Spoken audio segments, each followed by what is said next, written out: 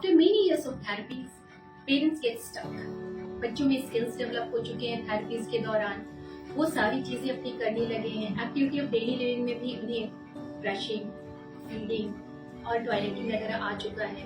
वो अपने family members को भी पहचानने लगे हैं। प्रॉम्प्ट देने पे वो लोगों से कम्युनिकेट भी कर पाते हैं। पर यही बच्चे जब स्कूल में जाते हैं तो उस तरह से परफॉर्म नहीं कर पाते, क्योंकि उनको मास के साथ कम्युनिकेट करने नहीं आता है। ऐसे सिचुएशन में उनको जब उस इन्वायरमेंट में डाला जाता है तो कभी कभी वो बच्चे नॉर्मल बच्चों के साथ उस तरह से एडजस्ट नहीं हो पाते और दूसरों बच्चे को हिट करना, पाइपिंग, ये सारी चीजें आने लगती हैं। ऐसे सिचुएशंस में स्कूल उनको आइसोलेट भी कर देता है, दूसरे बच्चों से अलग भी रखता है, जिसकी वजह से उनमें लॉसेस ज्यादा बढ़ जाती है। सेल्फ प्ले, सेल्फ टॉक, ये सारी जो बिहेवियर इश्यूज हैं, स्क्रीन करना, ये सारी चीजें बढ़।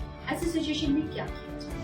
इन चीजों को मद्देनजर रखते हुए हमने ओशन पर्ल स्पेशल स्कूल बनाया है, जो इन बच्चों की होलिस्टिक डेवलपमेंट पे काम करता है। हम इन बच्चों के इंडिविजुअल एजुकेशन प्लान के तहत काम करते हैं, जिनमें इनका educational, social and vocational development होता है। इससे इन बच्चों में सोसाइटी में हमें कैसे रहना है, लोगों के साथ कैसे बिहेव करना है और अपनी चीजों को कैसे सबके साथ कोऑपरेशन में कर लेना है, ये सब चीजें वो कर पाए।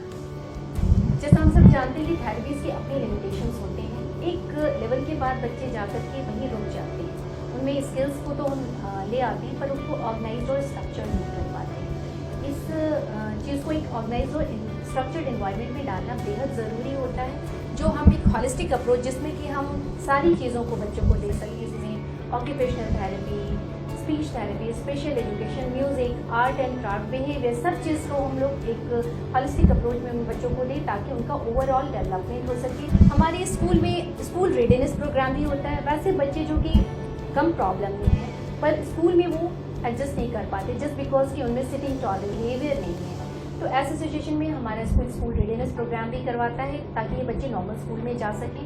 जो हमारे स्कूल से बहुत सारे बच्चे निकल करके नॉर्मल बाहर अगर कहीं जाएंगे तो कैसे, अगर वो पार्टीज में जाते हैं, बर्थडे पार्टीज में गए या कहीं भी गए तो कैसे बिहेव करना है, ये सारी चीज़ें भी सिखाते हैं। तो एक तरह से पूरी तरह से इनका सोशलाइजेशन का भी प्रोग्राम होने देते हैं। इसके अलावा जो बच्चे बड़े हैं, जैसे 15 साल के ऊपर के अगर बच्चे हैं या अप्रोचिंग टू 15 एडल्ट में कन्वर्ट होने वाले हैं, तो उन बच्चों को हम लोग प्री वोकेशनल स्किल्स में डालते हैं। जब ये एक सर्टेन एज को क्रॉस कर जाते हैं तो में बहुत सारी वोकेशनल एक्टिविटीज़ भी डालते हैं, जो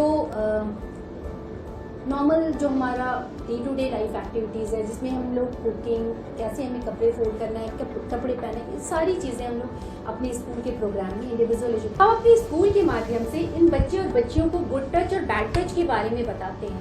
आप समझ सकते हो एक नॉर्मल बच्चे को ये सिखाना कितना मुश्किल होता है कि क्या गुड टच है, क्या बैड टच है, कौन से लोग उनके लिए सेफ हैं, कौन से नहीं हैं। और इन स्पेशल बच्चों को सिखाना बहुत टफ हो जाता है, पर हम अपने इंडिविजुअलाइज्ड एजुकेशन प्लान के तहत इन बच्चों को गुड टच, बैड टच के बारे में बताते हैं ताकि ये सेफ और सिक्योर है। आइए हम सब मिलजुल करके इन बच्चों की सहायता करते हैं और एक दूसरे की मदद से उनको आगे बढ़ाते हैं।